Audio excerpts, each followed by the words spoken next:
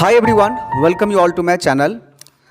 In today's class, we are going to do the first chapter from class 7th standard mathematics. जी हाँ बच्चों, आज के class में मैं आपको जो फर्स्ट चैप्टर है 7th स्टैंडर्ड मैथ का वो मैं आपको बताऊंगा और समझाऊंगा. Do you know what is the name of the chapter? The name of the chapter is integer. So integer is new for you because it was not there in class 6 and even if it was there the concept was very less. बहुत ही basic चीज़ें था होगा class 6 में. तो यहाँ पर हम लोग थोड़ा डिटेल में पढ़ेंगे बिकॉज नेक्स्ट क्लास जो आपका होगा 8th स्टैंडर्ड में देर इज़ नो इंटीजर. तो 7 में ही जो है वो इंटीजर पढ़ करके हम लोग इंटीजर को ख़त्म भी कर देंगे. आज के क्लास में मैं बहुत ही बेसिक चीज़ आपको बताऊँगा इंटीजर के बारे में, बहुत ही इम्पॉर्टेंट चीज़ें भी है. तो ये चीज़ आपको जानना ज़रूरी है इंटीजर को अगर अच्छी तरह से समझना है तो. अदरवाइज़ ये टॉपिक तो लगता बहुत आसान है लेकिन इसी टॉपिक की वजह से आपका बहुत सारा टॉपिक्स हैं लाइक रैशनल नंबर है या अलजेब्रा है, बहुत सारी जगहों में आपको बहुत ज़्यादा समस्या का सामना करना पड़ेगा, प्रॉब्लम होगी आपको, राइट. तो आइए वीडियो को शुरू करते हैं और समझते हैं कि इंटीजर में क्या पढ़ना है. और आज का वीडियो बहुत ही शॉर्ट होगा, ये इंट्रोडक्शन पार्ट है.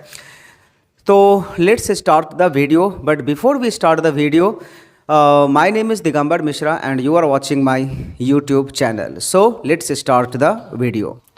Dear children, integer is a collection of positive whole number, zero and negative numbers, right?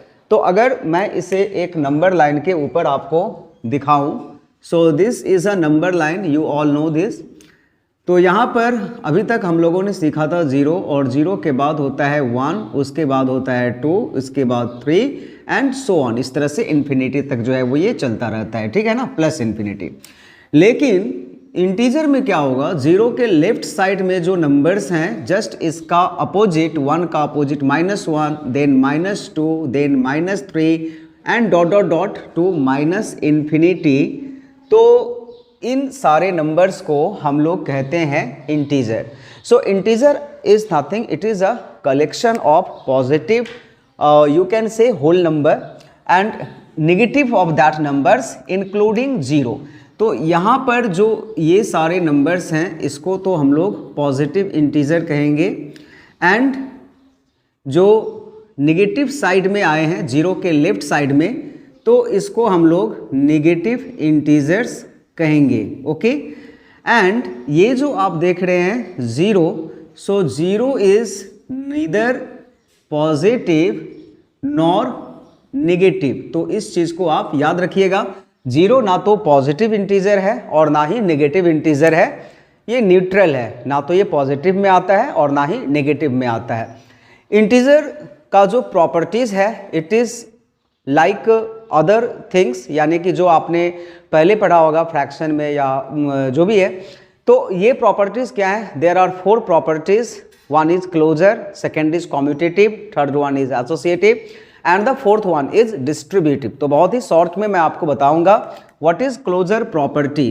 तो closure property is nothing, closure property क्या है, देखिए प्लस माइनस मल्टीप्लीकेशन और डिवीजन सबके लिए होगा ये closure property.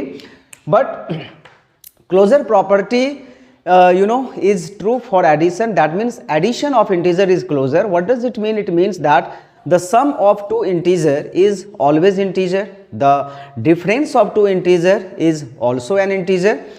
If you multiply two integers you will get integer only, but if you divide integer तो ये it is not compulsory कि you will get 0. So that addition is closure, subtraction is also closure, multiplication is closure, but division is not closure. Do you know why? Because of 0.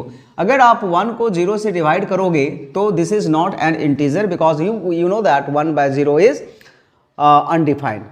लेकिन आप अगर मान लीजिए 2 को 3 से डिवाइड करोगे then also it won't be an integer. 2 by 3 जो है वो इंटीजर नहीं है. किसी भी नंबर को आप डिवाइड करेंगे तो you will not get integer. लेकिन addition is closure, subtraction is closure, multiplication is closure. Second is commutative property. So what is commutative property? Commutative property says that कि अगर आप किसी नंबर को इस ऑर्डर में ऐड करोगे और फिर यहाँ पर इसके ऑर्डर को चेंज कर दोगे तो there will be no change in the answer. So a plus b is equal to b plus a, 2 plus 3 is equal to 3 plus 4. So this is called closure property. That means in closure property you can change the order of the number, the result will not change. So we can say that addition is closure, we can change, but subtraction is not closure, commutative. But subtraction is not commutative. Wait, okay, this one is addition, addition is commutative, subtraction is not commutative, again multiplication is commutative, but division is not commutative. So you can clearly see here that addition is commutative and multiplication is commutative, while subtraction and division is not commutative. Why subtraction is not commutative? Because 3 minus 4 is not same as 4 minus 3. Similarly, 4 divided by 2 is not equal to 2 divided by 4. That's why division is also not commutative. The next one is associative. So what is associative?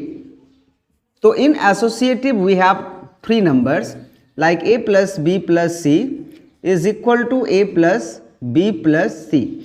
Now in associative usually what happens, हम लोग यहाँ पर अगर a plus B को bracket में करके उसमें c को ऐड करें या फिर b प्लस सी को पहले ऐड करके फिर उसको a में ऐड करें. So this is known as associative property and the similar things is for multiplication. a into B into C में आप पहले a और b को मल्टीप्लाई कीजिए, फिर उसके प्रोडक्ट के साथ c को मल्टीप्लाई कीजिए और उधर में आप इस तरह से ग्रुपिंग जो है वो चेंज कर दीजिए. So here also addition is associative we can say, but subtraction is again not associative. Again here was the addition. So addition is associative while subtraction is not associative. Multiplication is associative, multiplication is associative while division is not associative. Now the last property we will discuss and that is distributive property. Okay, distributive property. Now there are two types of distributive law. One we call distributive property of multiplication over addition और दूसरे को we say that distributive property of multiplication over subtraction. तो चलिए इस दोनों को मैं आपको यहाँ पर दिखा रहा हूँ. अगर a इंटू बी प्लस सी है तो we call it distributive property of multiplication over addition. और इसको हम लोग किस तरह से लिख सकते हैं, a multiply by b plus a multiply by c. So this is called distributive law of multiplication over addition. तो ये a इंटू सी यहाँ पर मैं लिख दे रहा हूँ, this was not visible. Okay, a into c. Similarly distributive law of multiplication over subtraction जो होता है वो क्या होता है, a देन यहाँ पे multiplication and b minus c and this is equal to a into b minus a into c, है ना.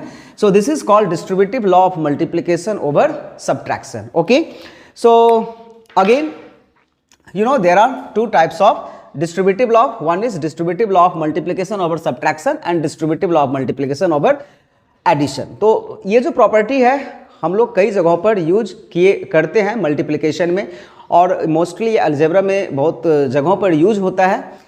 तो ये हो गया डिस्ट्रीब्यूटिव प्रॉपर्टी. तो अगर मान लीजिए 7th स्टैंडर्ड में आप हो और आपके क्वेश्चन कुछ इस तरह से आते हैं कि वेरीफाई द प्रॉपर्टी या फिर verify and name the property, तो on the basis of this you can name the property. तो एक बार आप पूरे बोर्ड को जो है वो बढ़िया से देख लीजिए और आज के क्लास में सिर्फ यही चीज़ मैं आपको बताऊंगा. नेक्स्ट क्लास में जो है we will be doing that कि how we can represent a number on the number line, integer on the number line, then how we can add, subtract, multiply, divide two integers or more than two integers. So that's all for today's class. Thank you everyone for watching the video. Hope आज जो मैंने आपको बताया वो आपको अच्छी तरह से समझ में आ गया होगा. So that's all for today's class. Thank you everyone. Thank you.